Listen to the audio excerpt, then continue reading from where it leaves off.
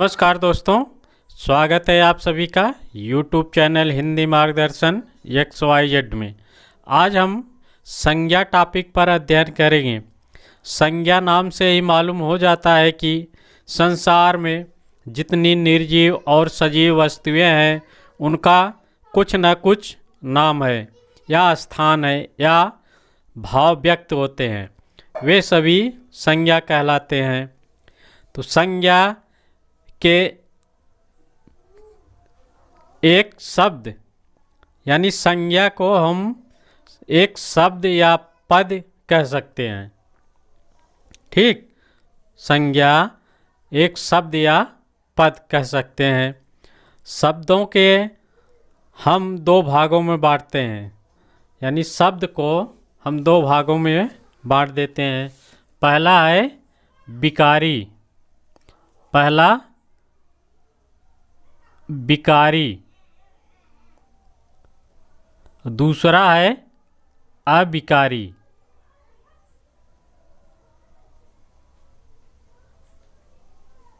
विकारी और अविकारी।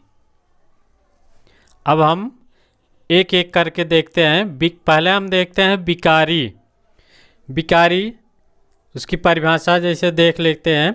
लिंग वचन कारक के कारण जो विकार या परिवर्तन होता है, यानी लिंग वचन कारक के कारण जो विकार या परिवर्तन होता है उसे विकारी शब्द कहते हैं या पद कहते हैं। इसके हमने चार भाग किए हैं, जैसे संज्ञा, सर्वनाम, क्रिया, विशेषण। पहला संज्ञा, दूसरा सर्वनाम, तीसरा क्रिया और चौथा विशेषण।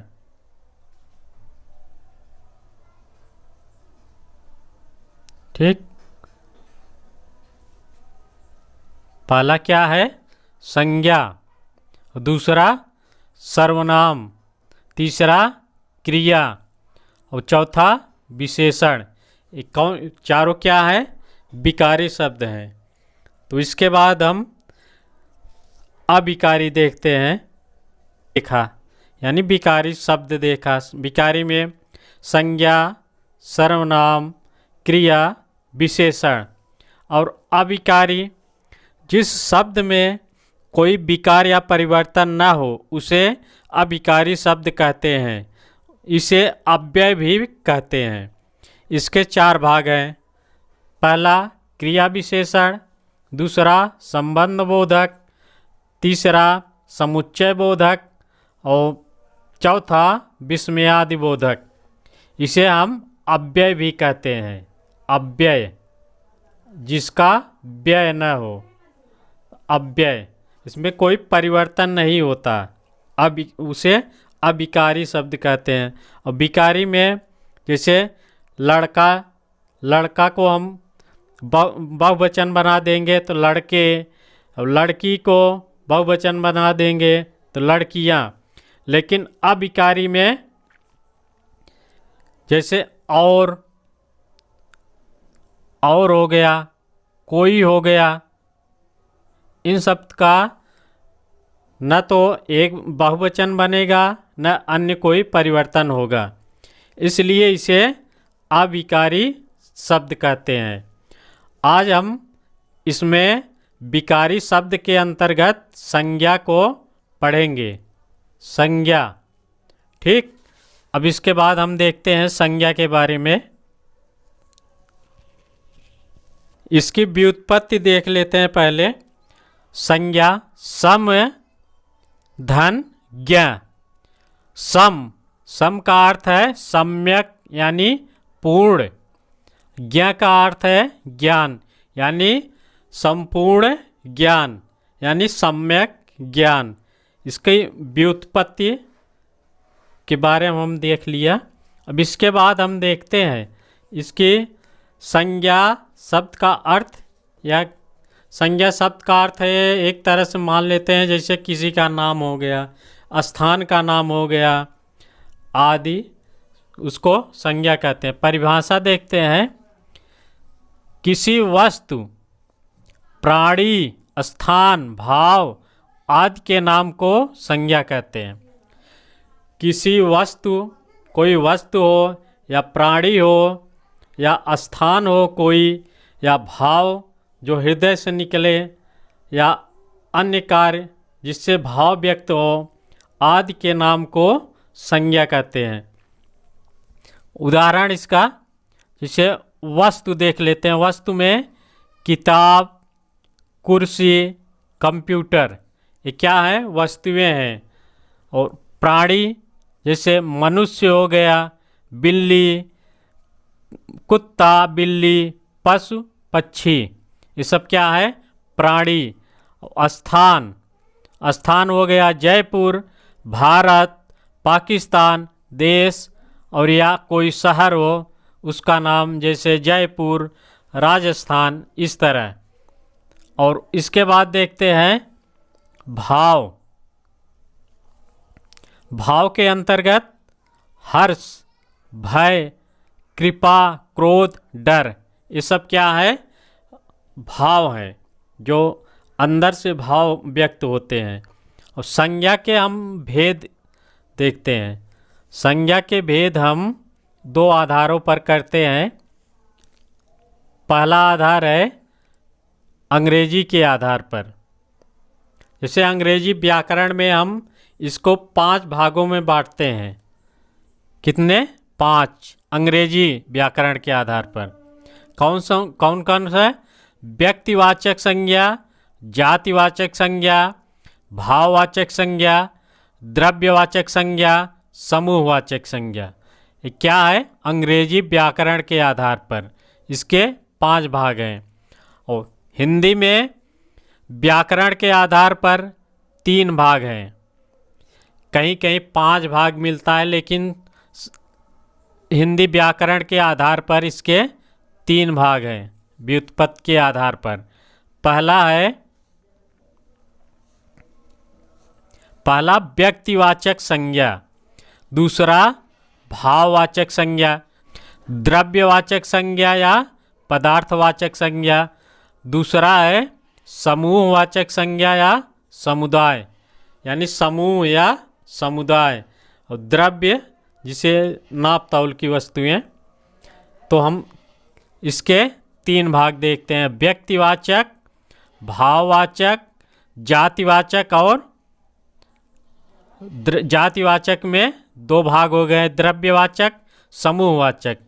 तो हम एक एक करके अब इसके आगे देखते हैं। व्यक्तिवाचक संज्ञा, इसकी परिभाषा देख लें व्यक्तिवाचक की। किसी वस्तु विशेष, कोई वस्तु विशेष, व्यक्ति विशेष, स्थान विशेष का बोध कराने वाले शब्द को या व्यक्तिवाचक संज्ञा कहते हैं। किसी वस्तु विशेष, कोई विशेष वस्तु हो या कोई व्यक्ति विशेष हो या स्थान विशेष हो का बोध कराने वाले शब्द को व्यक्तिवाचक संज्ञा कहते हैं। अर्थात व्यक्तिवाचक, व्यक्ति मतलब व्यक्तिगत, व्यक्तिगत को ही हम व्यक्तिवाचक संज्ञा कहते हैं। जैसे इसको हम व्यक्तिगत ही मान सकते हैं, जैसे इसके अलावा कोई दूसरी वस्तु न हो। तो एक और परिभाषा देख लेते हैं, वे वस्तुएं जो संसार में अपनी तरह की एक ही है, यानी वे वस्तुएं जो संसार में अपनी तरह की एक ही है, जिनका किसी भी आधार पर वर्गीकरण नहीं किया जा सके, यानी उसको वर्गों में विभाजित न किया जा सके, उनमें व्यक्तिवाचक संज्ञा होती है। ठीक, व्यक्तिवाचक संज्ञा जैसे सूर्य, रामायण, चंद्रमा, भारत, एशिया, हिमालय, ईश्वर। सूर्य सूर्य एक है, यानी इसका वर्गीकरण नहीं कर सकते, कोई और सूर्य नहीं है। रामायण एक है। चंद्रमा भी एक है। भारत हमारा एक है। इस तरह से जिसका वर्गीकरण न किया जा सके उसे हम व्यक्तिवाचक संज्ञा कहते हैं। इसके आगे देखते हैं कहाँ कहाँ व्यक्तिवाचक संज्ञा होगी। पहला देखते हैं पुस्तकों में। रामायण, बाइबिल, कुरान, गीता, अष्टाध्यायी, ये सब क्या है? पुस्तकों के नाम हैं। ये सब व्यक्तिवाचक संज्ञा है। अब स्थान भारत, बीकानेर, पाकिस्तान। दिशाओं के नाम उत्तर, दक्षिण, पूर्व, पश्चिम, आग्नेय कोण, नैऋत्य। पर्वतों के नाम हिमालय, विंध्याचल, एंडीज, अरावली। और समुद्रों या झीलों, नदियों के नाम अरब सागर, डल झील, गंगा, यमुना, प्रशांत महासागर। दिवस, दिन, माह का नाम शिक्षक दिवस, पर्यावरण, मंगलवार, कार्तिक, अगस्त, रमजान। और ग्रंथों के नाम समाचार पत्र, पत्रिकाएं, रामायण, दैनिकी, जागरण, मधुमती। ऐतिहासिक युद्धों के नाम खानवा का युद्ध, तराइन का युद्ध, चंदेरी का युद्ध। ग्रह उपग्रह, नक्षत्रों के नाम मंगल, बुध, चंद्रमा, अश्विनी, स्वाति आदि। ये सब क्या है? व्यक्तिवाचक संज्ञा है। इनका हम वर्गीकरण नहीं कर सकते या इनका कोई अन्य नाम नहीं हो सकता है। जातिवाचक संज्ञा, इसकी परिभाषा देख लें। वे शब्द जिनसे किसी संपूर्ण जाति, उपजाति, प्रजाति, समूह, समुदाय का बोध होता है, उन्हें या उनमें जातिवाचक संज्ञा होती है। वे शब्द जिनमें किसी संपूर्ण जाति, उपजाति, प्रजाति, समूह, समुदाय आदि का बोध हो, उसे हम जातिवाचक संज्ञा कहते हैं। यानी एक जात का बोध हो। जैसे गाय का दूध स्वास्थ्य के लिए लाभदायक है, तो इसमें गाय इसमें काली गाय, भूरी गाय, सफ़ेद गाय आदि तरह की हो सकती है। इससे एक जाति का बोध होता है। इसका एक जाति का बोध होता है, उसे हम जिनका वर्गीकरण या विभाजन हो उन सभी में जातिवाचक संज्ञा होती है। देख लेते हैं जिनका वर्गीकरण हम कर सकते हैं।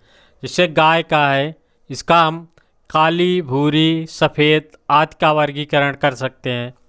और देखते हैं कहाँ कहाँ जातिवाचक संज्ञा होती है। जैसे पशु पक्षियों, कीट पतंगों के नाम में गाय एक समूह का बोध होता है, जिसमें सफ़ेद, लाल, काली। भैंस जैसे भूरी, काली। ऊँट छोटा बड़ा। शेर, कबूतर, टिड्डी, कौवा, मधुमक्खी पशु पक्षियों में। इसके बाद सामग्री, वस्तुओं के नाम आटा, जल, कुर्सी, टेबल, कलम, कंप्यूटर। प्राकृतिक आपदाओं के नाम आंधी, तूफान, भूकंप, ज्वालामुखी, बिजली, हवा, पानी, अग्नि। और पदों के नाम राज्यपाल, अध्यापक, प्राचार्य, मुख्यमंत्री, राष्ट्रपति, सचिव। ठीक। पहनने ओढ़ने में या बिछाने वाले वस्तुओं के नाम पतलून, चश्मे, कमीज, चद्दर, साड़ी। फलों और सब्जियों में आम, अंगूर, केला, भिंडी, बैगन, गुलाब, कमल, गुलाब, गेंद, गेंदा, गुलाब जामुन। खाने पीने की वस्तुएं दूध, दही, घी, रोटी, दाल, चीनी, शक्कर, मिठाई। सवारियों के नाम रिक्शा, साइकिल, गाड़ी, बस, कार, बैलगाड़ी। सामाजिक संबंधों के नाम भाई, माता पिता, चाचा चाची। जातिवाचक संज्ञा के भेद, इसके हम दो भेद करते हैं। पहला है समूह या समुदायवाचक संज्ञा और दूसरा है द्रव्यवाचक या पदार्थवाचक। पहला हमने क्या किया, समूह या समुदायवाचक और दूसरा द्रव्य या पदार्थवाचक संज्ञा। अब हम पहले समूह या समुदायवाचक संज्ञा देखते हैं। अब हम समुदाय या समूहवाचक संज्ञा देखते हैं। वे शब्द जिनमें यानी जिनसे वस्तुओं अथवा प्राणियों के समूह का बोध होता है उसे समुदाय या समूहवाचक संज्ञा कहते हैं। समूह या समुदाय, जिससे एक समूह या समुदाय का बोध होता है उसे समुदाय या समूहवाचक संज्ञा कहते हैं। जैसे सभा, सभा में सभी लोग आ सकते हैं, पुल्लिंग स्त्रीलिंग सभी। और आर्मी, परिषद, मंडल, वृंद, खिलाड़ी, भीड़, झुंड, ढेर, गिरोह, परिवार, कक्षा, समिति, संसद, विद्यार्थी, गुच्छा, दस्ता, संघ, समाज, पुस्तकालय, संग्रहालय, दाल, दरबार, पुलिस, जत्था, टोली। पुलिस को एक वचन या बहुवचन दोनों में यही होता है, पुलिस ही। ठीक, ये क्या है, समुदाय या समूहवाचक संज्ञा। इसके बाद आगे देखते हैं द्रव्य या पदार्थवाचक संज्ञा। तो इसमें कौन कौन से है, इसकी परिभाषा, जिन शब्दों से किसी पदार्थ का बोध हो उसे द्रव्यवाचक या पदार्थवाचक, यानी द्रव्यवाचक संज्ञा या पदार्थवाचक संज्ञा उसे कहते हैं जिसे हम नाप तौल सकें, यानी जिसको नापा या तौला जा सके उसे पदार्थवाचक संज्ञा कहते हैं। जैसे चीनी, चीनी को हम तौल सकते हैं। पानी, इसको नाप सकते हैं। दूध, दही, तेल, आटा, चावल, सोना, चांदी, मिट्टी, पत्थर, लकड़ी, हवा, गैस। यानी जिन वस्तुओं के नाप तौल माप सकते हैं, गिन नहीं सकते हैं, उन्हें हम द्रव्यवाचक संज्ञा कहते हैं। इसको हम नाप या तौल सकते हैं, इसका गणना नहीं हो सकती। ठीक, इसके बाद आगे देखते हैं, संज्ञा देखते हैं। भाव, जैसे हृदय के किसी भाव के नाम में, हृदय के किसी भाव के नाम में भाववाचक संज्ञा होती है, या अमूर्त, जिनका आकार न हो या अप्रत्यक्ष होती है। यानी हृदय से जो भाव निकलता है या जो भाव व्यक्त होता है उसे हम भाववाचक संज्ञा कहते हैं। जैसे प्रेम, क्रोध, लज्जा, घृणा, भय, ग्लानि, हर्ष, चिंता, हंसी, ऊंचाई, लंबाई, गांधीवाद, साम्यवाद, दुख, सुख, जन्म, मरण, बुढ़ापा, नौकरी, शत्रुता, उन्नत। ये क्या है, भाववाचक, यानी जिससे हम भाव व्यक्त कर सके। हृदय से जो भाव व्यक्त होता है उसे हम भाववाचक संज्ञा कहते हैं। इसके बाद देखते हैं, यानी प्रत्ययों के योग से निर्मित शब्द भाववाचक संज्ञा होते हैं। प्रत्यय, उपसर्ग और प्रत्यय, इसको आगे पढ़ेंगे, पहले देख लेते हैं प्रत्यय क्या होते हैं। उपसर्ग, उपसर्ग पहले जुड़ता है और प्रत्यय जो है बाद में। ठीक, शब्द के बाद में जो जुड़े वो प्रत्यय है और जो पहले जुड़े वो उपसर्ग है। तो इसमें देखते हैं त्वा। त्वा क्या है? प्रत्यय। त्वा लघुत्व, आयनत्व, देवत्व, पशुत्व। और ता लघुता, पशुता, अमरता, इमा, लालिमा, कालिमा, मधुरिमा, गरिमा। पन बचपन, अपनापन, परायापन, बड़ापन, छोटापन। आस मिठास, खटास, प्यास। गी शर्मिंदगी, दरिंदगी। आहट मुस्कराहट, घबराहट, कड़वाहट। ठीक, और देखते हैं आवट मिलावट, लिखावट, तरावट। आया मोटापा, आपा मोटापा, बुढ़ापा, अपनापा। आवा छलावा, बुलावा, दिखावा, पहनावा। आटा खर्राटा, फर्राटा, सन्नाटा।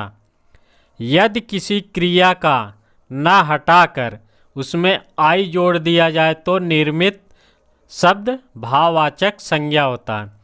यदि किसी क्रिया, कोई क्रिया हो, उसका का ना हटाकर, कोई क्रिया है उसका ना, किसी क्रिया के अंत में अगर ना है तो उसे हटाकर उसमें आई जोड़ दिया जाए तो वह निर्मित शब्द भाववाचक संज्ञा होगा। उतरना, उतराई, जैसे घूमना, घुमाई, बुनना, बुनाई, लड़ाई। पढ़ना, पढ़ाई, लिखना, लिखाई, काटना, कटाई। ना इसमें हटा के हम आई जोड़ देंगे तो ये क्या हो जाएगा? भाववाचक संज्ञा। ठीक, संज्ञा के विषय में विशेष तथ्य कुछ देख लेते हैं। पहला है, यदि कोई व्यक्तिवाचक संज्ञा किसी अन्य संज्ञा पर या फिर सर्वनाम की विशेषता बताने हेतु प्रयुक्त हो अथवा किसी का प्रतिनिधित्व करने लगे तो वह व्यक्तिवाचक संज्ञा जातिवाचक संज्ञा में परिवर्तित हो जाती है। यदि कोई व्यक्तिवाचक संज्ञा हो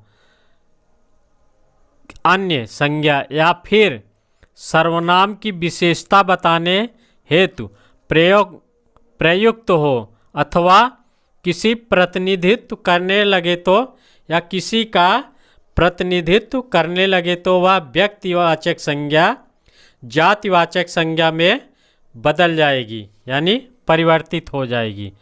तो देखते हैं कैसे। जैसे कुंभकर्ण रावण का भाई था, तो ये क्या है? व्यक्तिवाचक। तो जातिवाचक बनाएंगे, सुरेश तो कुंभकर्ण है, यानी सुरेश तो कुंभकर्ण है, एक जात का बोध हो गया। और जयचंद कन्नौज का शासक है, यानी था, जयचंद कन्नौज का शासक था, तो ये क्या है? व्यक्तिवाचक है। तो इसको जातिवाचक में बदलेंगे, आज देश में जयचंदों की कमी नहीं है, तो क्या हो गया? एक जात का बोध हो गया। जयचंद यानी देशद्रोही, राकेश तो जयचंद है। ठीक, रावण लंका का राजा था, तो आज हर घर में रावण है। चौथा देखते हैं, विभीषण रावण का भाई था, वह तो विभीषण है। ठीक, जातिवाचक में। और फिर व्यक्तिवाचक देखते हैं, हरिश्चंद्र एक सत्यवादी राजा था। हरिश्चंद्र एक व्यक्तिवाचक है, व्यक्तिगत है। हरिश्चंद्र एक व्यक्तिवाचक संज्ञा है, तो उसका जातिवाचक में परिवर्तन क्या होगा? सुरेश तो हरिश्चंद्र है। कर्ण दानवीर था, कारणों के कारण देश चलता है। ठीक, ये क्या हो गया? जातिवाचक। और इसके बाद और कुछ देख लेते हैं। यदि किसी जातिवाचक संज्ञा से पूर्व कोई विशेषण आए तो, यानी जातिवाचक संज्ञा हो और उसके पूर्व कोई विशेषण हो तो वह जातिवाचक संज्ञा व्यक्तिवाचक में बदल जाएगी। जैसे गाय, मेरी गाय, काली गाय, व्यक्तिवाचक। ठीक। और पुस्तक, इतिहास की पुस्तक, ये क्या हो गया? व्यक्तिवाचक। अब ये क्या है? गाय, पुस्तक, मोर, घोड़ा, ये जातिवाचक, एक जाति है। और व्यक्तिगत में बदलेंगे, व्यक्तिवाचक में मेरी गाय, काली गाय। और पुस्तक में इतिहास की पुस्तक, मोर का सफ़ेद मोर, घोड़ा का काला घोड़ा। ठीक, ये क्या हो गया? जातिवाचक से व्यक्तिवाचक में। आज हमने संज्ञा के बारे में पढ़ा, तो इसमें कोई अब दिक्कत नहीं होगी। जितना बता दिया उससे अलावा कोई और प्रश्न नहीं आ सकता, उम्मीद है। अभी तक आपने इस चैनल को अगर सब्सक्राइब या लाइक ना किया हो तो सबसे पहले इस चैनल को हिंदी मार्गदर्शन XYZ को सब्सक्राइब और लाइक कर दें, ताकि जो भी वीडियो डालूं वो उसकी सूचना, या जो भी वीडियो अपलोड करूं उसकी सूचना आपको मिल जाए। इससे आपको सफलता जल्दी मिलेगी। चलिए दोस्तों, नमस्कार, जय हिंद।